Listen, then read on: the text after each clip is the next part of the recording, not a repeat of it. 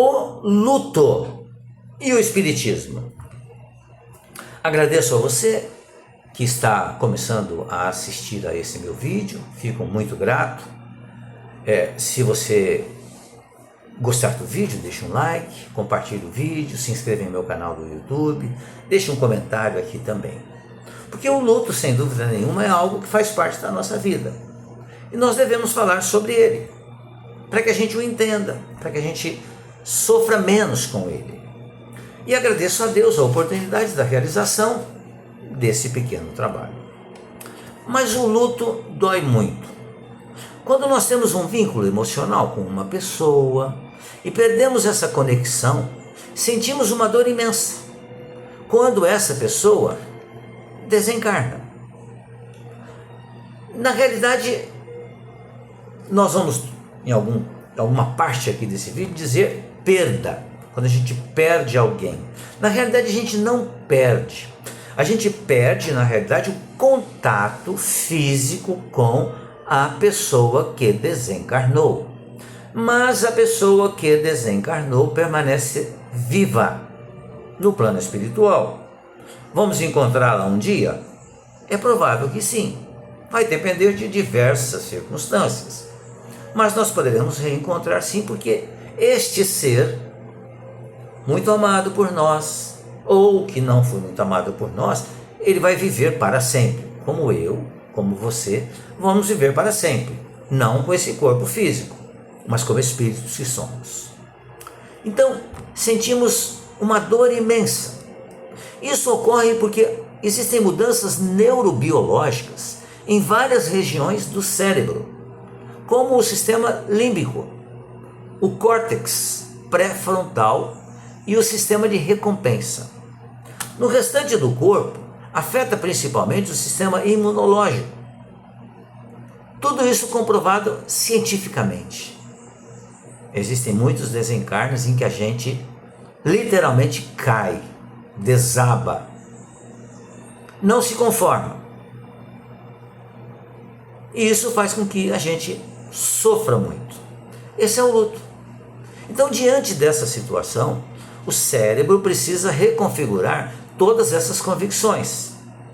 Ou seja, quando eu falo cérebro, eu estou dizendo eu, espírito. Porque eu, espírito, comando o cérebro, que é um aparelho material, dirigido por mim, espírito. Mas a minha direção no cérebro vai fazer com que o cérebro faça ligações para outras partes do corpo que poderão fazer com que eu sofra, ou com que eu me desequilibre, ou com que eu não sinta nada. Em outros momentos sinto alegria.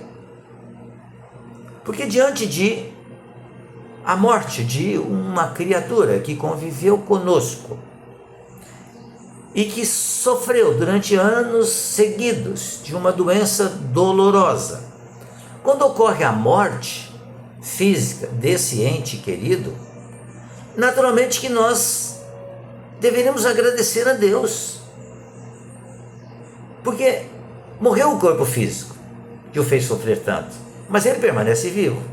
E agora, sem o corpo físico, não vai sofrer mais, porque vai passar por um tratamento espiritual, no plano espiritual. Então a gente deveria nesse momento agradecer a Deus. Puxa, vou sentir a falta da presença dele ou dela, mas que bom que ele partiu para o plano espiritual. Espero encontrá-lo um dia, em situações diferentes. Eu, que já sou um idoso, mais de 70 anos, naturalmente que os meus pais biológicos já faleceram. Ambos faleceram em situações muito tristes. Meu pai com Alzheimer, durante 2 anos no ápice do Alzheimer. Pedia a Deus todos os dias que ele pudesse retornar para o plano espiritual. Não que eu não o amasse, mas ele estava sofrendo muito. E nós também estávamos sofrendo. Então, quando ele desencarnou, claro que você perde o contato com a figura física, mas você agradece a Deus. Terminou a reencarnação. Terminou aquilo pelo qual ele tinha que passar. Então eu não vou ficar triste. Vou agradecer a Deus. O mesmo ocorreu com relação à minha própria mãe. Passou pela mesma situação. Quando desencarnou, senti, como sinto, claro, a falta física da minha mãe, do meu pai, de um irmão também. Os três se encontram no plano espiritual, em tratamento, estão bem, não tem mais as agruras do corpo físico. Não os vejo, porque não sou médium vidente, mas agradeço a Deus por acolhê-los no plano espiritual, onde estão de maneira bem lenta, trabalhando pelo seu equilíbrio, pelo seu progresso e pelos outros também. Então, não me enlutei nesse caso, que não é um caso corriqueiro para todas as pessoas, mas a doutrina espírita me deu esse conhecimento, me deu essa consolação. Voltando ao luto, então, especificamente aquele que ocorre de forma geral. Quando perdemos alguém, há um conflito em nosso cérebro, porque sabemos que a pessoa se foi, mas essas conexões mantêm a presença da pessoa, porque ainda possui vias neurais ativas. São essas vias que serão transformadas com o passar do tempo. O problema é que esse processo ele pode gerar desequilíbrios bioquímicos, o que produz sintomas físicos como fraqueza, tontura, tremores, dores pelo corpo, principalmente no peito e na cabeça.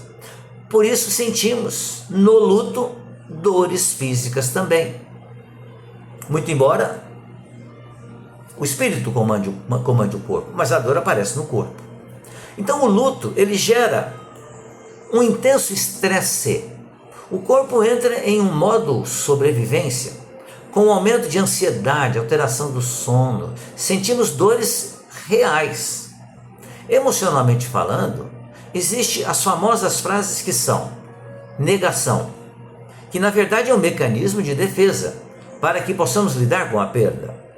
Depois vem, com o desencarne de um ente muito querido, vem então primeiro a negação, depois vem a raiva, a barganha, surge até a depressão e finalmente a aceitação.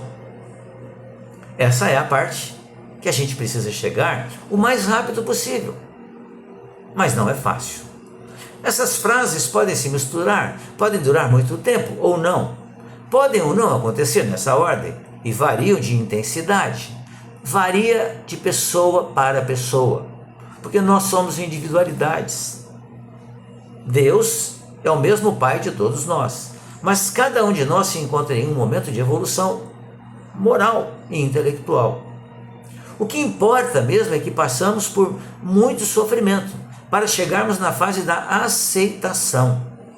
O Espiritismo nos ajuda muito no luto, mas o Espiritismo não tira a dor, não tira a dor. Existe a perda que não é perda, é o afastamento, é a ligação física que você tem com aquele que desencarnou. Mas o Espiritismo nos conforta, porque temos absoluta certeza de que a pessoa que desencarnou está viva e continua a sua jornada no lugar que ela própria escolheu. E nos conforta porque acreditamos que Deus é sábio, é bondoso, é misericordioso. E se a hora dessa pessoa chegou, tomara que tenha chegado no momento certo, porque quase sempre a gente retorna antes, porque abusa muito do corpo físico, mas se a hora dessa pessoa chegou, cabe a nós aceitarmos a vontade de Deus. Certamente Deus tem um plano para todos nós, claro, nós estamos aqui sujeitos a um planejamento reencarnatório. Então Deus tem um plano para todos nós, que é muito melhor do que poderíamos conceber ou imaginar. Devemos crer que aconteceu como resultado de um plano divino e perfeito. Lembramos de uma passagem, um ensinamento de Jesus que se tornou uma música. Não me lembro exatamente o nome da música, mas aqui falam das pegadas de Jesus. E diz assim, que uma noite um homem teve um sonho. Ele sonhou que estava caminhando na praia, lado a lado com Jesus. No céu, passavam as cenas da sua vida, uma a uma. Ao observar a trilha deixada na areia, percebeu que durante muitos trechos apareciam duas pegadas apenas. Uma dele e outra de Jesus. Apareciam duas pegadas no caso. Mas para surpresa, nos momentos mais difíceis, nos tempos de sofrimento, de angústia e provação, ele percebe que havia apenas uma pegada. Isso o entristeceu profundamente. Então ele perguntou: Senhor, eu notei que quanto mais eu precisei, nos momentos mais dolorosos da minha vida, havia apenas uma pegada na areia.